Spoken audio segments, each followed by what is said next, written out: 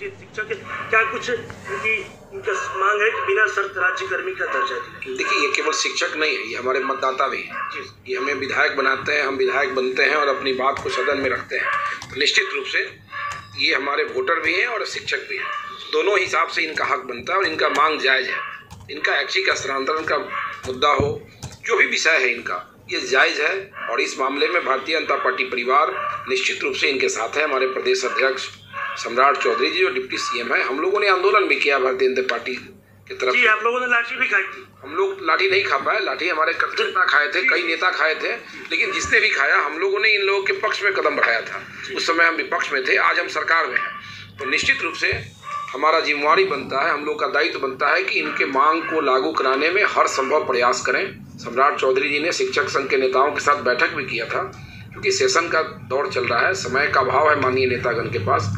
उसके बाद माननीय मुख्यमंत्री जी से डिप्टी सीएम की वार्ता होगी और निश्चित रूप से जिन विषयों जो विषय राजहित में है, शिक्षकों के हित में है, शिक्षा के हित में है, उस पर निर्णय लिया जाएगा। सर, जहाँ एक तरफ आप लोग इन्हीं नियोजित शिक्षकों के लिए सड़क पर उतरे थे और वहीं दूसरी तरफ अब जो नियोजित शिक्षक है वो लगातार अब सक्षमता परीक्षा भी शुरुआत हुआ है। अब इन लोग की जब बातें पूछी जा रही है, उप मुख्यमंत्री हो, तमाम लोगों से, तो तमाम लोग चुप्पी साधते नजर आ रहे हैं। ये कोई गलत कह दिया, कोई हमारे नेता चुप्पी नहीं साधे हैं। हम लोगों ने शिक्षक संघ के नेताओं के साथ बैठक भी किया, लेकिन एक ही जिम्मेवारी नहीं है कि शिक्षक संघ का संबंध जो समस्या है उसका समाधान हो जाए। यही जिम्मेवारी डिप्टी सीएम के पास है, सरकार के पास है। बिना शर्त राज्य कर्मी अन्य भी कई संघ संगठन है जिससे जुड़े हुए मुद्दा होते हैं और विधानसभा के चलते सत्र में सभी नेताओं का समय ज्यादा करके सेशन पीरियड में बीतता है। इसलिए सेशन के समाप्ति के बाद प्रदेश अध्यक्ष जी जो डिप्टी सीएम है सम्राट चौधरी जी, वो इस मामले में जब उन्होंने कहा है तो पहल करेंगे और समस्या के समाधान की दिशा में अग्रसर होंगे और हम लोग कराने का भी काम करेंगे। तो क्या सदन में इन लोग की आवाज उठेगी कि बिना सदन तो लास्ट हो रहा है भाई, अब तो अंतिम दिन है। जो प्रश्न डालने के अब तो समय समाप्त हो चुका है,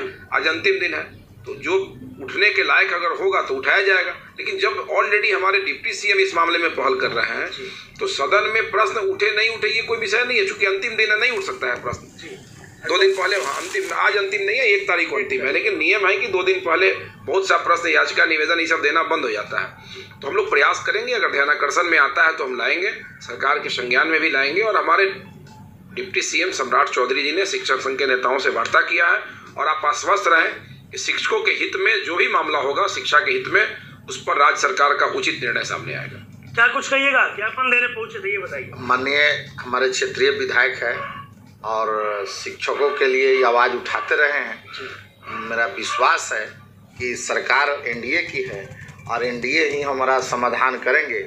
इसी उम्मीद और आशा के साथ माननीय विधायक जी के पास आए हैं और ये भी लाइजनिंग में लगे हुए हैं कि ताकि शिक्षकों का मान सम्मान और सम्मान के साथ बिना शर्त राज्य कर्मी का दर्जा और ऐच्छिक स्नातन का हम लोग को मिल जाए। उम्मीद है कि मिल जाएगा? अभी तो उम्मीद है, अगर उम्मीद नहीं रहता तो माननीय विधायक पूरे बिहार विधान पार्षद विधायकों का आवास पर जो हमारे शिक्षक नेता और शिक्षकों के द्वारा मांग पत्र सौंपी जा रही है, उम्मीद के साथ ही सौंपी जा रही है। अगर इनसे उम्मीद नहीं करेंगे तो हम किन से करेंगे, कहाँ मांगने जाएंगे? हमारी सरकार जो अभी बिहार में कार्यरत है, इनका शासन चल रहा है, उसी से उम्मीद रखेंगे। इसे विश्वास है कि आज हम लोग के माननीय विधायक पवन जी, जो हमारे पवन जायसवाल बड़े भाई हैं, हम लोग के अभिभावक भी रहे हैं और आज भी हैं, इनका मार्गदर्शन में हम लोग चल रहे हैं। लेकिन आशा उम्मीद करते हैं कि शुभ हो और इनका प्रयास सार्थक मिले।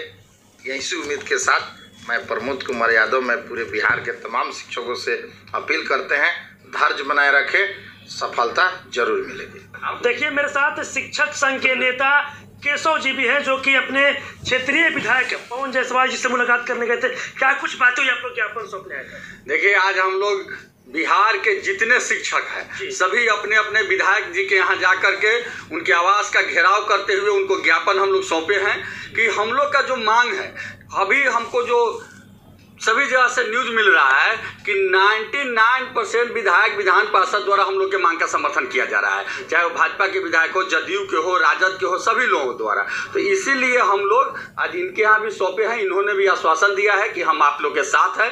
पूर्व में भी हम लोग के लिए विधायक जी लड़ते रहे हैं, हम लोग की मांग को लिए लड़ते रहे हैं विधानसभा में।